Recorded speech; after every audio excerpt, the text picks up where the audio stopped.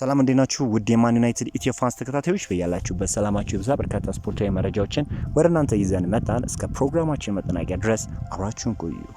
ባርሴሎና ማርከስ ራሽፎርድ ለማስፈረም ከማንቸስተር ዩናይትድ ጋር ስምምነት ላይ ለመድረስ በዚህ ሳምንት ንግግር ለመጀመር ተዘጋጅቷል ተብሏል። ራሽፎርድ ከክለቡ ጋር በግል ጥቅማ ጥቅሞች ላይ የተስማማ ሲሆን አሁን በሁለቱ ክለቦች መካከል የሚደረገውን የመጨረሻ ውሳኔ እየጠበቀ ይገኛል ተብሏል። የማንቸስተር ዩናይትድ አመራሮች ባርሴሎና ተጫዋቹን መውሰድ ከፈለገ የ30 ሚሊዮን ዩሮ የውል ማፍረሻውን መክፈል እንዳለበት በድጋሚ አሳውቋል ሲል ቤን ጃኮብ ዘግቧል። የራሽፎርድ ነገር እንዳበቃለትና እንግዲህ በክረምት የዝውውር መስኮትም ዲሉ ፐርማነንት ይሆናል ተብሎ ነው የሚጠበቀው። ማንቸስተር ዩናይትዶችም የሱን ሁነኛ ተተኪ ለማስፈረም እንቅስቃሴ ያደርጋሉ። ምክንያቱም ጄደን ሳንቾና ማርከስ ራሽፎርድ መልቀቃቸው ይታወቃልና ለነዚህም ተተኪ ያስፈርማሉ ተብሎ ይጠበቃል። መጀመሪያ ግን ቅድሚያ የሚሰጡት የመሃል ክፍላቸውን ማጠናከር ነው። ታዲያ ከዚህ ጋር በተያያዘ ካርሎስ ባሌባ የተጫዋችና የጋዜጠኞችን መገናኛ ቀጠና ውስጥ የዶርጉን ስም ጮክ ብሎ ጠርቶ ነበርና በሚቀጥለው የውድድር ዘመንም ከሱ ጋር መጫወት ይፈልግ እንደሆነ ሲታይ ፈገግ ብሏል። ተጫዋቹ በእርግጥ ወደ ማንቸስተር ዩናይትድ የመምጣት ፍላጎት እንዳለው ግልጽ የሆነ ነገር ነው። ከዚህ በፊትም በሚገባ አሳይቷል። አቅሙን አውጥቶ ይጠቀማል የሚል እምነት ነው ያለኝ ወደ ማንቸስተር ዩናይትድ የሚመጣ ከሆነ፣ ምክንያቱም ለክለቡ ትልቅ ፍቅር አለው። በተደጋጋሚ ይህንን ነገር አሳውቀዋልና የብራይተኑ አሰልጣኝ ፋቢያን ሃዝለርም ይህንን ነገር ለማሳወቅ ሞክሯልና ተጫዋቹ ምናልባት ወደ ማንቸስተር ዩናይትድ ቢመጣ ያለውን አቅም አውጥቶ ከመጠቀም አንጻር ዩናይትድን ይጠቅማል ተብሎ ነው የሚጠበቀው። ዩናይትዶች በርካታ አማራጮችን እየተመለከቱ እንዳለ፣ በተለይም ክለቡን ፈልጉ ለሚመጣ ተጫዋች ቅድሚያ እንደሚሰጡም ይታወቃል። ማይክል ካሪክ የአራቱ ውድድሮች ዘመቻ ከመጀመሩ በፊት የሜንሰን ማውንት የኒውስር ማዛራዊና በተለያዩ ቦታዎች ላይ የመጫወት ተለዋጭነት ወይም ፖዚሽናል ፍሌክሲቢሊቲ ለስብስቡ ትልቅ ጥቅም እንዳለው እንደሚያምኑ ታውቋል። በዚህም ክረምት የመልቀቅ እድላቸው ጠባብ እንደሆነ እየተገለጸ ይገኛል። ከዚህ በፊትም እኔ ለማሳወቅ ሞክሬ ነበር። ሜንሰን ማውንት በተለይ ከማንቸስተር ዩናይትድ የመልቀቅ እድሉ እጅግ ጠባብ ነው። ተጫዋቹ አቅም አለው፣ ፖቴንሻል አለው።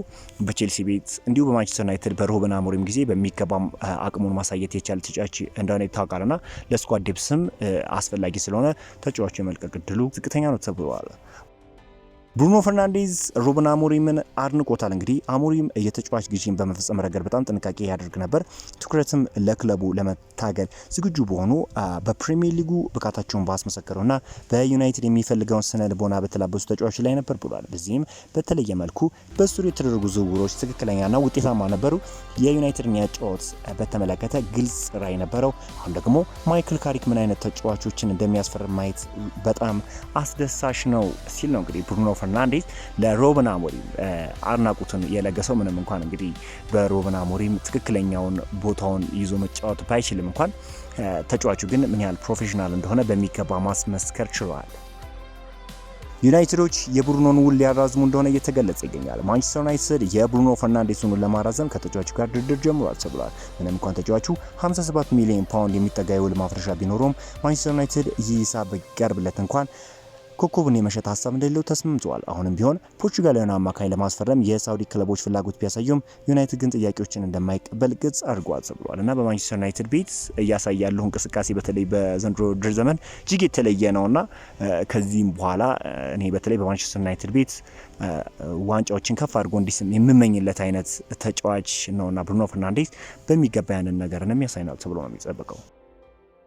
ማንቸስተር ዩናይትድ የኤደርሰንን ዝውውር ለማጠናቀቅ ተቃርበዋል። ሁለቱም ወገኖች በቅርቡ ከስምምነት እንደሚደርሱ የሚጠበቅ ይሆናል። ኤደርሰን ከዩናይትድ ውጭ ሌላ ክለብ መቀላቀል እንደማይፈልግም ለወኪሉ አሳውቀዋል። ዩናይትዶች የብራዚላዊን ተጫዋች ዝውውር ለመጨረስ እጅግ እየተቃረቡና ከመጋረጃ በስተጀርባም በርካታ ስራዎችን እየሰሩ እንደሆነ በተለይም የተጫዋቹ ፍላጎት ወደ ማንቸስተር ዩናይትድ መምጣት ከመሆኑ አንጻር ዝውውሩን ለመጨረስ ቀላል ይሆናል ተብሎም ይጠበቃል። ስለ ካሪክ እንግዲህ ብዙ የሚነሱ ትችቶች አሉ። እንግዲህ ካሪክ ማንቸስተር ዩናይትድን ከተረከበ በኋላ ወደ ቻምፒዮንስ ሊግ መልሷል። ብዙ የሚባል ነጥብ መሰብሰብ ችሏል። ከሱ መምጣት በኋላ የሱን ያህል 39 ነጥብ መሰብሰብ የቻለ የሊግ ክለብ የለም። ከካሪክ መምጣት በኋላ ቤስት አታክ ወይም አንደኛ ነውን ማንቸስተር ዩናይትድ 30 ግቦችን በማስቆጠር ብሩኖም የአሲስት ሪከርዱን መስበር ችሏል እና ሌሎች በተለይም የማንቸስተር ዩናይትድ ሌጀንዶች ካሪክን እየተቹት ይገኛሉ። ነገር ግን በማንቸስተር ዩናይትድ ቤት እየሰራ ያለው ስራ ፈጽሞ ሊያስተቸው የሚገባ መሆን እንዳልነበረበት ስታቶች ፍንትው አድርገው ያሳያሉ። የሞይሴስ ካይሴዶ ዝውውር እንግዲህ 115 ሚሊዮን ፓውንድ የተከናወነ ዝውውር እንደሆነ ይታወቃል። ኖቲንጋም ፎረስቶችም የኢሊዮት አንደርሰንን ዋጋ ሲተምኑ እንደመነሻ እስከ 115 ሚሊዮን ፓውንድ ድረስ ለመጠየቅ ዝግጁ እንደሆነ እየተገለጸ የሚገኘው ማንቸስተር ሲቲዎች የተጫዋቹ ፈላጊ እንደሆነ ይታወቃል እና ስለዚህ አሁን እንግዲህ በጣም ከባድ ይሆናል ተብሎ ነው የሚጠበቀው የዚህ ተጫዋች ዝውውር። እኔ ከዚህ በፊትም ይሄንን ነገር ለማሳወቅ ሞክሬ ነበረ። ታዲያ አሁን የሚወጡ መረጃዎች እንደሚጠቁሙ ከሆነ እስከ 115 ሚሊዮን ፓውንድ መነሻ የዝውውር ዋጋ ለመጠየቅ ኖቲንግሃም ፎረስቶች ዝግጁ እንደሆኑ እየተነገረ ይገኛል። ማንቸስተር ዩናይትድ ሳንድሮ ቶናሊን፣ ማቴዮ ፈርናንዴዝ እና ኤደርሰንን ማዞር የሚችልበት እድል እንዳለ ነው እየተገለጸ የሚገኘው።